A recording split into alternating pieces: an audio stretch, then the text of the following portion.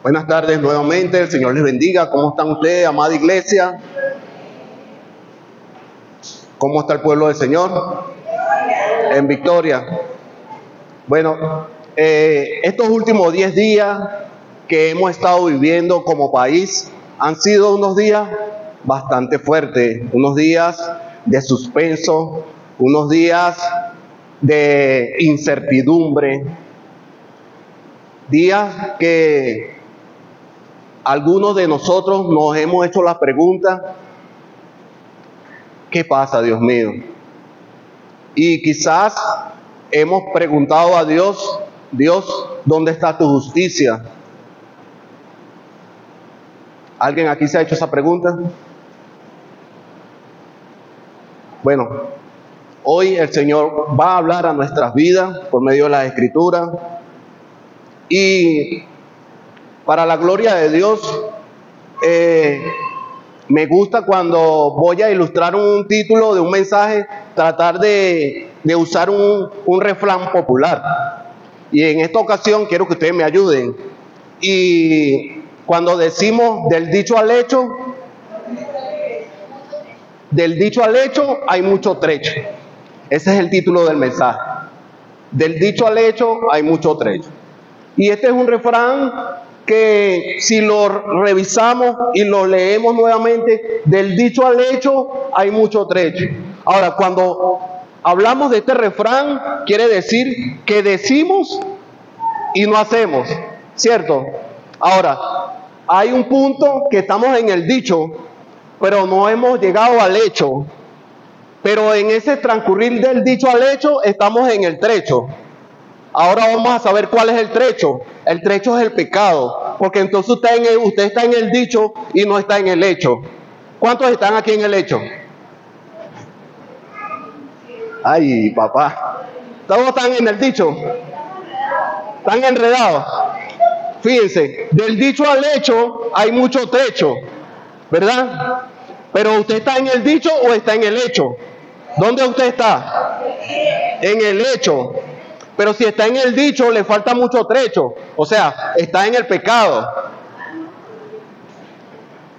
Bueno, vamos a buscar en nuestras Biblias el Evangelio de Mateo, capítulo 7, versículo 21.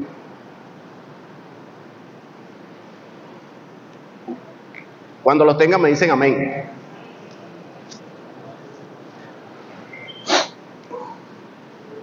Ok, ¿qué le parece si inclinan su rostro para poner este tiempo en manos del Señor? Padre amado, te damos gracias. Gracias por este tiempo que nos da, Señor. No importa lo que esté pasando, Padre, nuestra confianza está puesta en ti, mi Señor.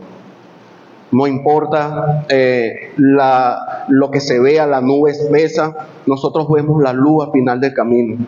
Y esa luz es Jesucristo. Nuestra mirada puesta en Jesucristo. Padre, te damos gracias por esta tarde, por cada uno de mis hermanos que hoy ha tomado su tiempo para venir a aprender, para orar, interceder, para que podamos ser una iglesia que vayamos en crecimiento, que vayamos en aumento, una iglesia que predomine la fe, el amor y la igualdad y la justicia. En el nombre de Jesús, amén. Entonces tenemos el pasaje que dice: no todo el que me dice Señor, Señor, entrará en el reino de los cielos, sino el que hace la voluntad de mi Padre que está en el cielo. Ahora, fíjense, este es un versículo donde Jesús está hablando a sus discípulos y Él les está enseñando de que por los frutos lo conoceréis. ¿Y cuáles frutos está hablando?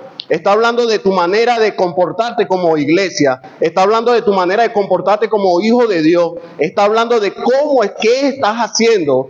Que no trata de que tú digas Señor, Señor. Que no trata de cuántas veces oras, o no trata de cuántas veces lees la Biblia. El pasaje es claro, te está diciendo: no todo el que me dice Señor, Señor entrará al reino de los cielos. Y en el pasaje pasado, en el 26, te dice: y por los frutos los conoceréis. ¿Qué fruto estás dando? ¿Qué fruto estás dando, iglesia? Dice: sino el que hace la voluntad de mi Padre que está en el cielo, que está en los cielos. Ahora, ¿Cuál es la voluntad de Dios? Podríamos hacernos esa pregunta, pero según el texto, la voluntad de Dios te está hablando de los frutos. Y en el 28 te dicen, en mi nombre echaste fuera demonios, en mi nombre profetizaste, pero apartado de mí, hacedores de maldad. Y queremos en esta hora, vamos a desglosar este versículo. Y en este pasaje encontramos dos instrucciones. La primera instrucción es la siguiente: no por decir Señor, Señor, irás al cielo. No por decir Señor, Señor, irás al cielo. En 1 Corintios capítulo 6, versículo 9a, dice lo siguiente: ¿no sabéis que los injustos no heredarán el reino de Dios? Más adelante te dice, ni los fornicarios, ni los adúlteros, ni los borrachos, ni los afeminados heredarán el reino de Dios. Ahora, ¿en qué momentos nosotros como iglesia somos injustos? Porque si aceptamos a Cristo en nuestro corazón, tenemos que andar en la justicia. ¿Y será que estamos en la justicia? Vamos a poner algunos ejemplos que tenemos aquí. Podemos ser injustos pudiendo hacer el bien y no lo hacemos. Pudiendo hacer el bien y no lo hace, es contado como injusticia. Cuando no compartimos nuestra fe con nuestro prójimo, también estamos siendo injustos. Cuando no tenemos tiempo para el Señor, también estamos siendo injustos.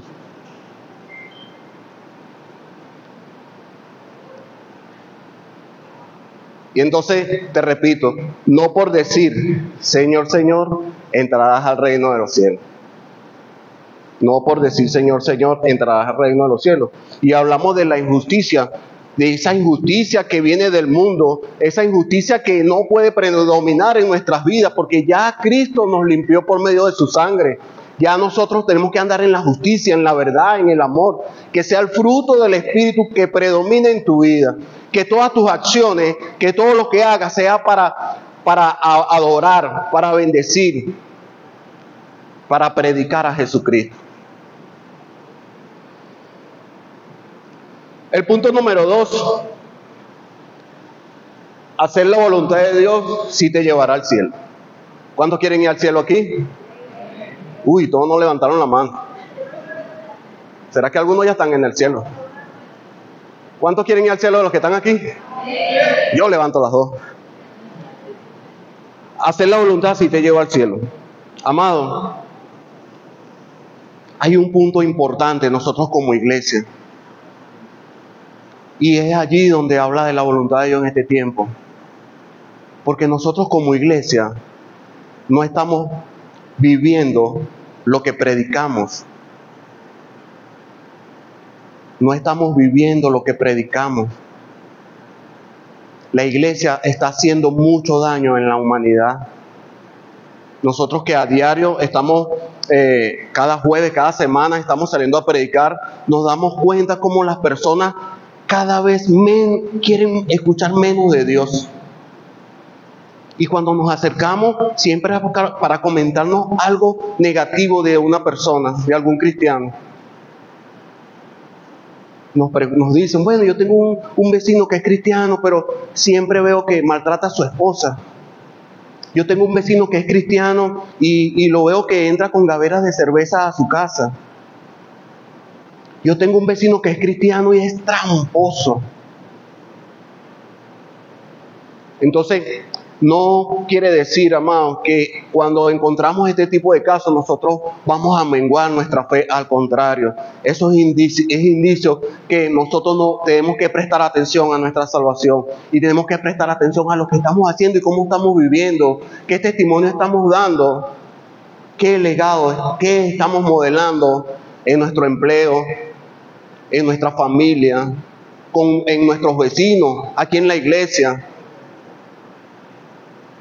Y este pasaje le está hablando a los cristianos.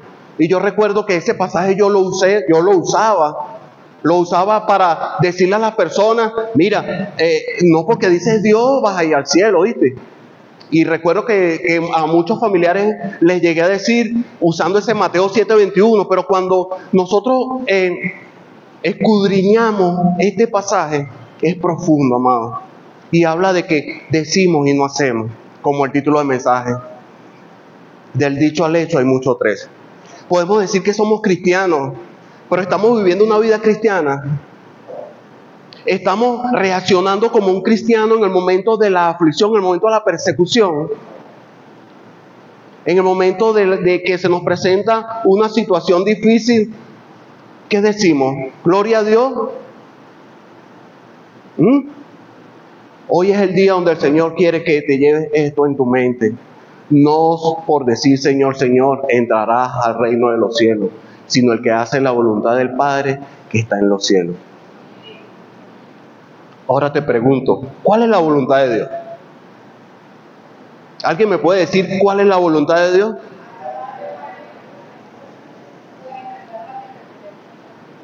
Bueno, según la Biblia en Romanos 12:2, yo lo tengo aquí, dice, no se amolden al mundo actual, sino sean transformados por medio de la renovación de su mente. Así podrán comprobar cómo es la voluntad de Dios, buena, agradable y perfecta. Ahora pregunto, ¿siempre la voluntad de Dios se ve buena? No. Porque yo imagino a Pedro cuando iban a crucificar a Jesús, él no sabía que eso era algo bueno que iba a pasar. Él veía que lo iban a matar, él veía que lo iban a crucificar. Y Pedro, ¿acaso dijo, sí, esta es la voluntad de Dios, qué bueno, maestro, que te van a crucificar? No, él estaba dolido. Para él en ese momento era algo, que no tenía explicación, era contrario a lo que él quería. Él no quería que Jesús muriera, pero era la voluntad de Dios que Cristo muriera por ti y por mí en esa cruz del Calvario. Entonces, no siempre la voluntad de Dios va a ser lo que tú quieres que pase. La voluntad de Dios es contrario a lo que tú quieres. ¿Sí? La voluntad de Dios fue que yo conociera a mi esposa. Fue la voluntad de Dios. La voluntad de Dios es que usted estuviera aquí hoy, porque esta prédica era para la semana pasada. Y me la cambiaron y me dijeron para esta semana. La voluntad de Dios. La voluntad de Dios es muy amplia. La voluntad de Dios es como decir, etcétera, etcétera, etcétera, etcétera, etcétera. Porque abarca muchas áreas de nuestras vidas. La voluntad de Dios en el trabajo, la voluntad de Dios con los vecinos, donde vives, la voluntad en la iglesia, donde el Señor te ha puesto a que dé fruto. Y por los frutos los conoceréis. ¿Qué fruto estás dando? ¿Estás haciendo o estás diciendo? Yo voy a hacer un ejercicio. Voy a ponerlo de este lado los que están diciendo y de este lado los que están haciendo. ¿No? ¿O lo dejamos así? Vamos a dejarlo así.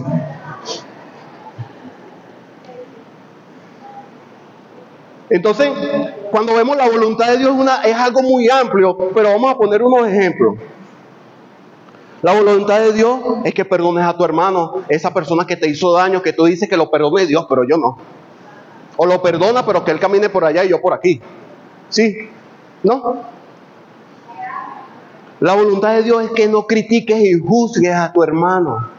Porque eso que tú estás juzgando y criticando a tu hermano, a lo mejor tú lo has hecho, o lo vas a hacer peor, o lo hiciste peor.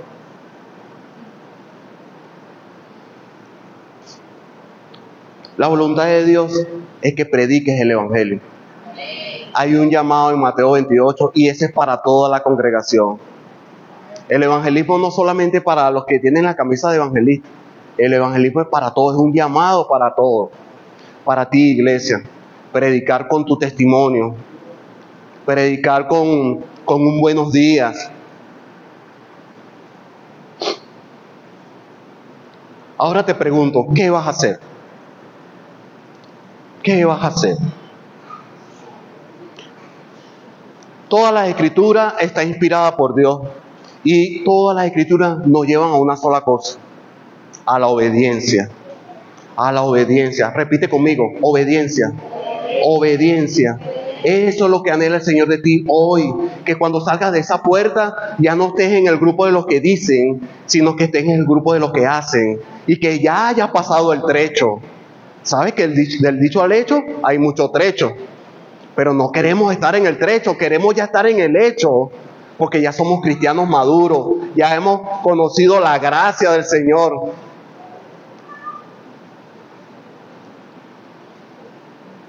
Obedecer a Dios va a hacer que la voluntad de Él se manifieste en tu vida.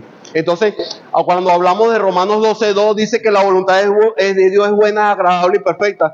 Pero anterior te dice, transformen su mente. Entonces, tiene que haber una transición de que cuando conocemos a Cristo y estamos en el mundo, ya no pertenecemos al mundo, vivimos en este mundo, pero no somos de este mundo. No importa lo que esté pasando en el país, no importa los rumores que haya, usted tiene que tener su mirada puesta en Jesucristo. En Jesucristo, el autor consumador de la fe. Y en 2 de Pedro dice: no es que el Señor se tarde en cumplir lo que prometió, como piensa la gente. Lo que pasa es que Dios es paciente porque no quiere que nadie sea destruido, sino que todos cambien su vida y dejen de pecar. ¿Cuántos están dispuestos a dejar de pecar el día de hoy? Levanten su mano quienes anhelan entrar en el reino de los cielos. Ahora les voy a pedir que se ponga de pie el que quiere y a partir de hoy se compromete con el Señor a obedecerlo. Póngase de pie.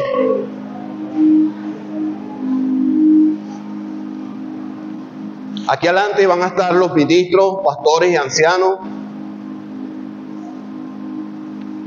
Si esta palabra ha tocado tu corazón, si esta palabra hoy llegó a tu vida como ese refrigerio que te hacía falta, donde decías: Señor, ¿qué hago? Hoy el Señor ha hablado a tu vida y te ha dicho: ¿qué vas a hacer? Obedecer a Cristo.